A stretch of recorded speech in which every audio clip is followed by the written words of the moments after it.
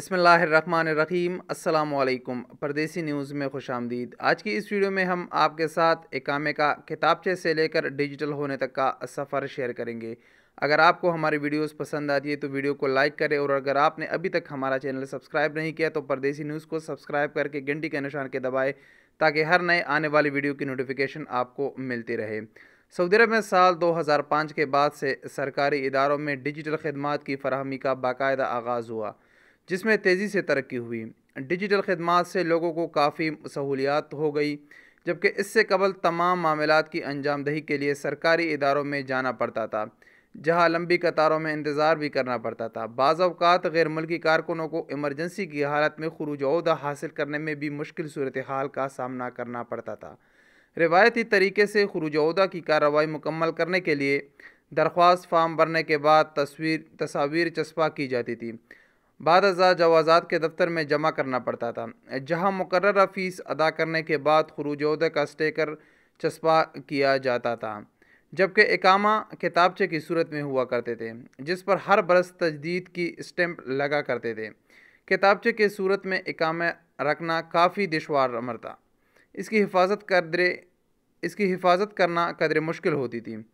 پانی پڑنے یا گیلا ہونے کی صورت میں اقامے کے صفحات خراب ہونے کا اندیشہ رہتا تھا۔ ڈیجیٹل دور کا آغاز ہوتے ہی سب سے پہلے سعودی حکومت نے اقامے میں تبدیلی کی، کتابچے کی جگہ کارڈ نے لی، جس سے اقامہ کارڈ میں محفوظ ہو گیا۔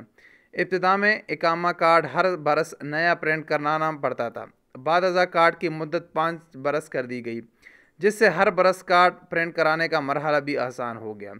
جوازات نے ڈیجیٹل سروس کے لیے ابشر اور مقیم کے پورٹل کی سہولیت مہیا کی۔ ابشر انفرادی امور کے لیے مخصوص ہے، جبکہ مقیم پورٹل اداروں کے لیے، جہاں مذکورہ ادارے اپنے کارکنوں کی سرکاری معاملات کو انجام دیتے ہیں، جن میں اقاموں کی تجدید، خروج عہدہ یا خروج نہائی کا اجرا وغیرہ شامل ہے۔ حال ہی میں سعودی وزارت داخلہ کی جانب سے اقامہ کارڈ کے حوالے سے ایک اور سروس کا آغاز کیا، جس سے اقامہ گم ہونے کا خدشہ بھی دور ہو گیا۔ ڈیجیٹل اقامہ کے عنوان سے شروع کی جانے والی اس سروس اس لیے بھی مفید ہے کہ اب زمانہ اسمارٹ فون کا ہے، اور اسمارٹ فون ہر شخص کی دسترس میں ہے۔ اس ٹیکنالوجی کے ذریعے مملکت میں ڈیجیٹل اقامے کا آپشن بھی فراہم کر دیا گیا ہے۔ وزارت داخلہ نے ڈیجیٹل اقامہ اسمارٹ فون پر انسٹال کرنے کے لیے اسے ابشر اکاؤنٹ سے منسلک کر دیا ہے، جس سے لوگوں کو یہ سہولت ہو گئی ہے کہ وہ کسی بھی ادارے میں جہاں اقامے کی ضرورت ہوتی ہے، اپنے اسمارٹ فون کے ذریعے اس کا QR کوڈ اسکین کرا دیتے ہیں۔